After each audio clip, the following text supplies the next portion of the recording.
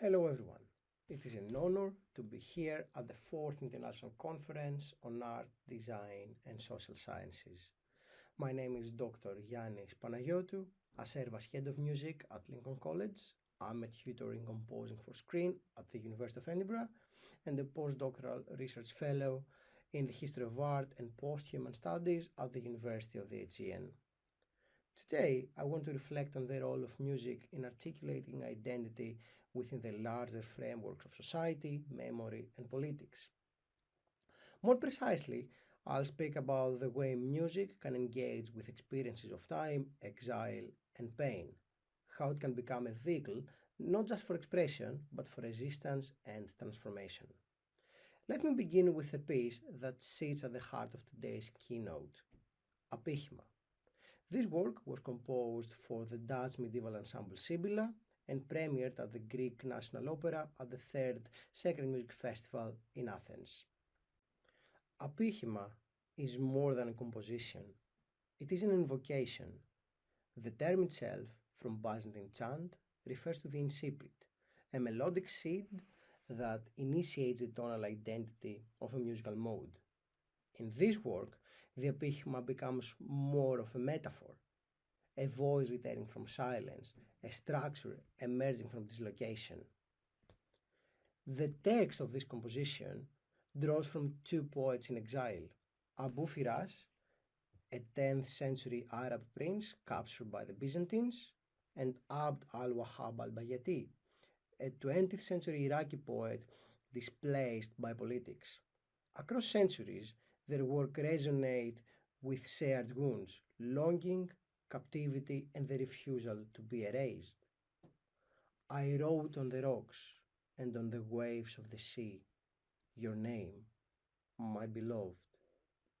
But the winds erased what I had written, and here I am in captivity, writing your name again in the marble sepulchre. These are not simply poetic lines, they're inscriptions of survival. Writing becomes an act of memory against erasure, and music becomes a way of singing into silence. The composition is filled with silences, not absences, but meaningful gaps. As Gilles Deleuze observed in his writing on cinema, between the off-screen voice and the field of space lies a scission, a tension. That tension structures απίχημα. Here, silence is not void, it is charged space. The music rests and waits, and in that waiting, it speaks. This scission mirrors the space between voice and exile, between memory and forgetting. As the Japanese composer Toru Takemitsu once said, sometimes confronting silence by uttering a sound is nothing but verifying one's own existence. This is precisely the ethos behind απίχημα. The exiled voice resists silence.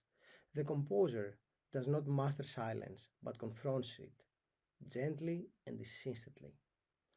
The piece begins with fragments of Byzantine απιχήματα, refracted using spectral techniques, altering tuning systems, bending overtones, and generating a space that feels ancient yet unfamiliar. It's not nostalgia, it's resistance and resonance. This music does not seek resolution, it seeks connection. Across the voids, across the silences, its melodic cell is reaching out, not to possess, but to invoke, not to resolve, but to endure.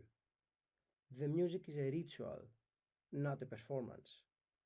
As I composed, I kept returning to this phrase. Music is hurled, connecting the voids and the silences. It is hurled into space, fragile and insistent. A scar, not a wound, a mark of what remains. What makes this political is not protest, but form. Απίχημα resists closure, like exile. It lingers and drifts.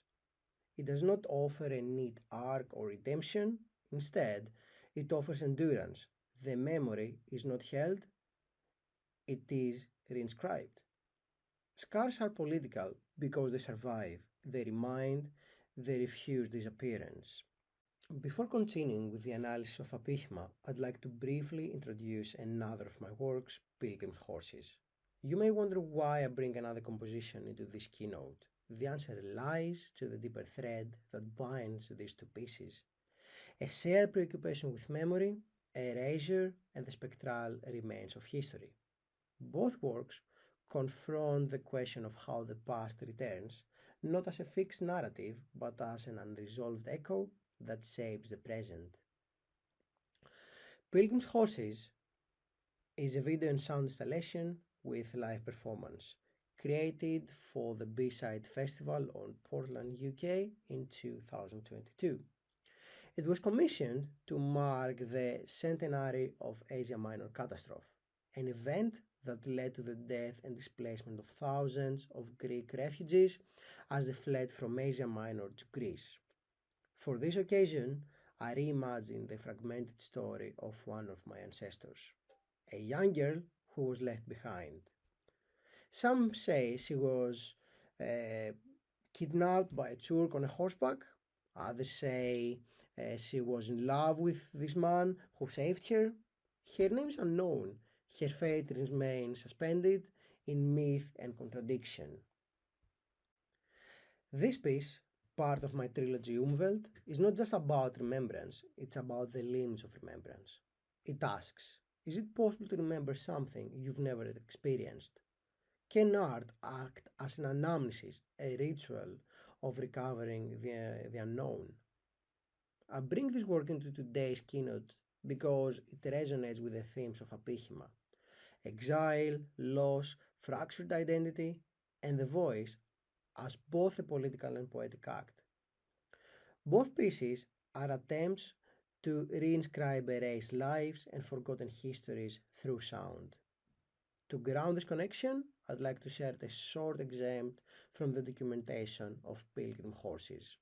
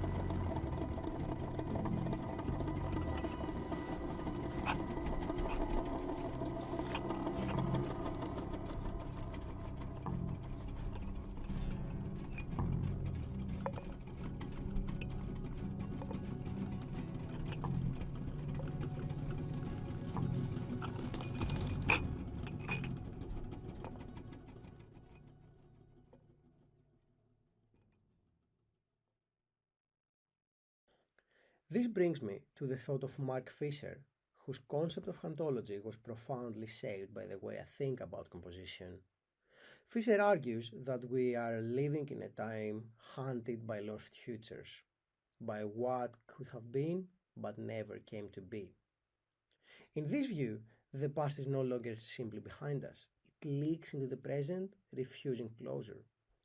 In Apihima, as in Pilgrim Horses, I do not treat the past as a source of nostalgia. Instead, I treat it as present, unfinished, unresolved, spectral. The use of ancient modal gestures, liturgical fragments, and spectral techniques in Apihima is not decorative.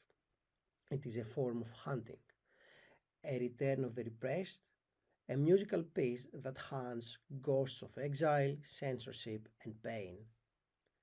Fisher reminds us that the ghosts of history are not just symbolic, they are structural. They inhabit our cultural forms, our institutions, our sonic vocabularies, and perhaps most importantly, they inhabit our silences. In both works, I ask what does it mean to listen, not just to sound, but to what has been silenced. Can music make room for the voices that history tried to erase?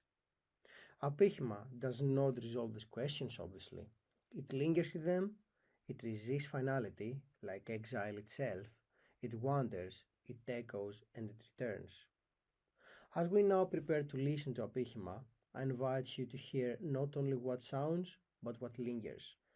The shadows between phrases, the scars within harmonics, the winds that erase, and the hands that write again. Let us listen for resistance, for the ghost voice that sings. Thank you. I now invite you to listen.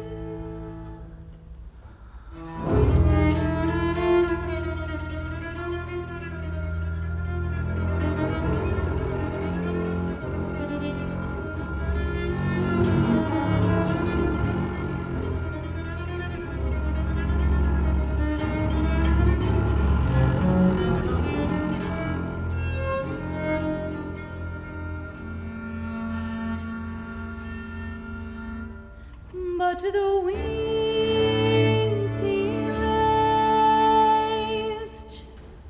what I had written. The diviner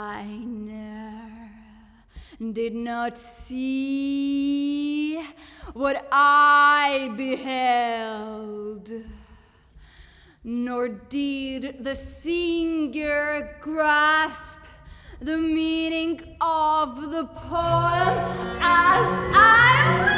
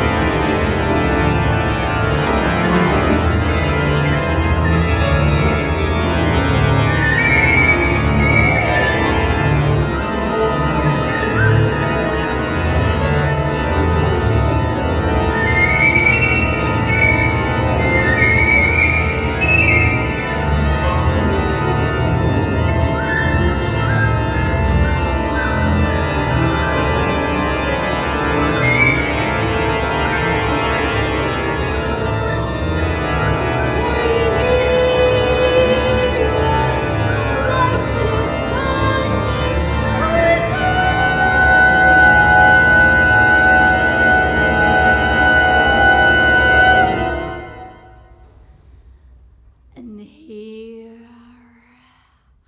I am in captivity.